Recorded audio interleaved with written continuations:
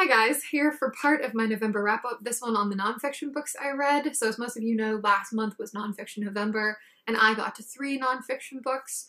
I had more on my TBR, but I tried this thing where I read the books I felt like reading. I know, groundbreaking. I'm considering the copyright possibilities. Anyway, let's get to the books, going up to my favorite. So the first one to talk about is Footnotes from the World's Greatest Bookstores by Bob Eckstein, who's a writer and cartoonist for The New Yorker. This is a perfect gift for a book lover, especially an American book lover. It highlights 75 independent bookstores from around the world, and how it's set up is that on the left side of each page there's info on the bookstore, and then on the right side there's a full color illustration and bizarre or funny anecdotes connected to that store. I loved going through this during the month, and my favorite thing about it is the artwork. It's gorgeous, and I can't be sure because I haven't visited most of these, but it really seems to capture the spirit of each place. There's such an atmosphere of quirkiness and wonder and nostalgia attached to each illustration. Some of my favorites were the Livraria Lello. Oh my god. That sounds horrible in an American accent. The Livraria Lello in Porto, Portugal, which supposedly inspired the Grand Staircase in Harry Potter, and El Ateneo Grand Splendid in Buenos Aires, Argentina, which is a converted opera house. I also loved the stories from booksellers and customers. So Giovanni's Room is a gay bookstore in Philadelphia, and apparently it once sold a copy of a book called Lesbian Nuns to the Vatican Library. The owner of Books and Books in South Florida recounts how one night he was about to close up, and one of his booksellers came up to him and said, "Paul McCartney needs your help in fiction." Can you imagine? Apparently McCartney just went on about how much he loves Dickens. The two downsides are that I sometimes found the information pages lacking. In the intro, Eckstein talks about narrowing his search from 150 originally to the 75 that ended up in the final version. And it was hard to tell what made some of these stores special enough to be chosen. And the other thing is that these are overwhelmingly American stores, with New York being way overrepresented. And I know this started as a New York City project originally, but there were too many in this final version, in my opinion. But ultimately, this is a beautiful tribute to the weirdness and importance of independent bookstores, and I definitely recommend it. Next up is What Happened by Hillary Rodham Clinton. This is her recently released memoir about the 2016 presidential election. I'm not going to talk too much about this because I think discussing politics in an online format is usually a waste of everyone's time.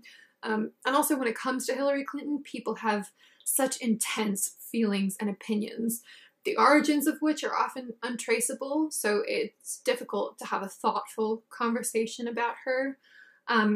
For the record, I was a Hillary supporter throughout her candidacy, so you know my bias going into this book, but I like to think I'm a critical reader no matter the subject, so for what it's worth, here are 5 random thoughts I had about this book. 1, this is written clearly and cogently. This being Hillary Clinton, it's also extremely detailed, which makes the reading a little tedious in places, more so in the first half than the second.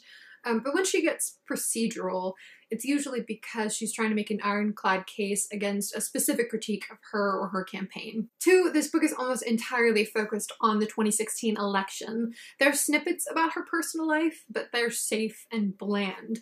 So read this if you want a pretty sound autopsy on why Hillary Clinton isn't President of the United States, or if you want to learn what it was like to be a candidate during such a grueling, unconventional election. She's limited in the fact that she obviously can only give her own perspective on everything, but she's brutally honest about things that really only she can share, like the fact that she thought she was going to win, and how she felt on election night and in the weeks following. 3, I loved the scattered bits of humor and the little jabs she made throughout at others and at herself. There's a moment early on when she says, "I doubt that many people reading this will ever lose a presidential election, although maybe some have. Hi Al, hi John, hi Mitt, hope you're well." There's also a bit where she talks about being caught on camera crying at a voter's story and how the press went on and on about how this humanized her. And she says, "Now I find it a little strange that I, a human, supposedly need humanizing." And there are plenty of self-deprecating and self-aware moments, like when she talks about how When a friend or family member is angry, often they just want to vent and have someone sympathize with them. And she can drive the people in her life crazy because she immediately goes into problem-solving mode. And then she relates that to the country at large, how she had so many meticulous policy plans for how she was going to improve things, and that was her way of showing how much she cared. But a lot of people didn't want to hear about policy. Voters wanted someone who would be angry about their struggles with them. 4, I've seen people accuse her of being too bitter in this book, and frankly, I expect those people to nominate themselves for sainthood. Like, seriously, think about a time in your life when you were unfairly passed over for something and multiply it by 1,000,000. Like, there's basic empathy that's just not extended to Hillary Clinton. Also, people are always like, I wish Hillary were more honest. And then they're like, oh, but don't be honest about those feelings. So yeah, she's bitter in moments. However, I thought she had a good balance of looking at all of the external factors that contributed to her loss, but then also examining how she personally failed as a candidate. And I thought that, in general, the tone of this book was surprisingly gracious and upbeat. And number 5, this book just drove home for me what a befuddling public figure Hillary Clinton is. When she emerged on the national stage a few decades ago, she was seen as this radical, understandably so, and she still is a true progressive in a lot of ways, and then in other ways, she's super old school. But no matter where she falls on the spectrum in terms of individual policies, she always has this love for America and trust in American government systems. She really believes in the innate goodness of the American people and the idea that ordinary people can change things for the better if they just use the proper government channels, which, you know, I don't share that level of idealism, but it's interesting to read from the perspective of someone who thinks that way. So that's it. Basically, this is a pretty gripping, raw read that's a lot more optimistic than I thought it would be, and I'm very happy to have read it. And my favorite nonfiction book was A Room of One's Own by Virginia Woolf. I buddy read this with Bree Hill. There's no one on BookTube who's lovelier than Bree, and we were both just like, oh my god, this is so good. I'll link to her November video below where she holds up her copy and is basically like, I highlighted the whole damn book. Yeah, A Room of One's Own, it is phenomenal, and it's about 100 pages long, so do yourselves a favor and go read it. So in 1928, Woolf was asked to give a series of lectures on the topic of women and fiction. That was all the direction she got. And the famous conclusion she comes to is that women need their own money and their own private spaces in order to write fiction, and that the lack of these two things helps explain the lack of women fiction writers historically.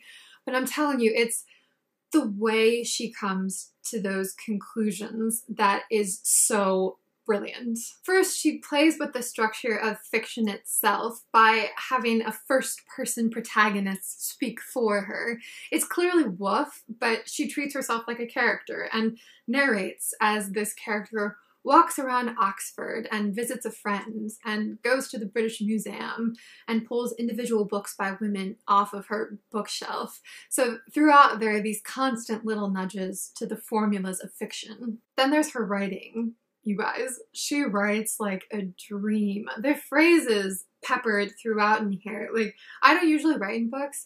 I had to make notes in this book. There are just so many exquisite moments. Like this one where she says, fiction is like a spider's web, attached ever so lightly perhaps, but still attached to life at all four corners. And it took me a chapter or two to pick up on her sarcasm. She's subtle but savage with it. So I'm going to read you an extended quote. Sorry about that, but I think I have to. Life for both sexes is arduous, difficult, a perpetual struggle. It calls for gigantic courage and strength. More than anything, perhaps, creatures of illusion as we are, it calls for confidence in oneself. And how can we generate this imponderable quality, which is yet so invaluable, most quickly? By thinking that other people are inferior to oneself. By feeling that one has some innate superiority. It may be wealth or rank, a straight nose, or the portrait of a grandfather by Romney, for there is no end to the pathetic devices of the human imagination over other people. Hence the enormous importance to a patriarch who has to conquer, who has to rule, a feeling that great numbers of people, half the human race indeed, are by nature inferior to himself. Women have served all these centuries as looking glasses, possessing the magic and delicious power of reflecting the figure of a man at twice its natural size. Without that power, probably the earth would still be swamp and jungle. And she constructs all of her arguments so deliberately that even when I didn't agree with them, I could always trace her thought process. And that's another point.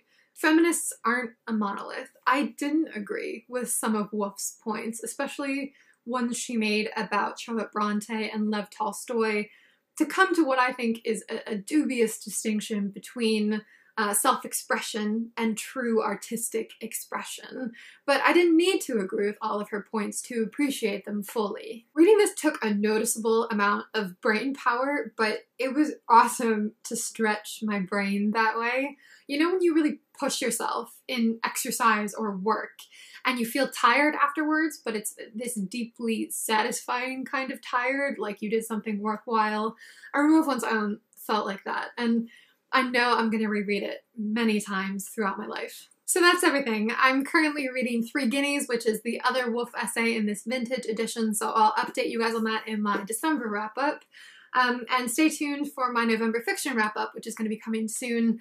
I read a lot of amazing fiction last month, so I'm looking forward to talking about it. Bye guys. Thanks for watching.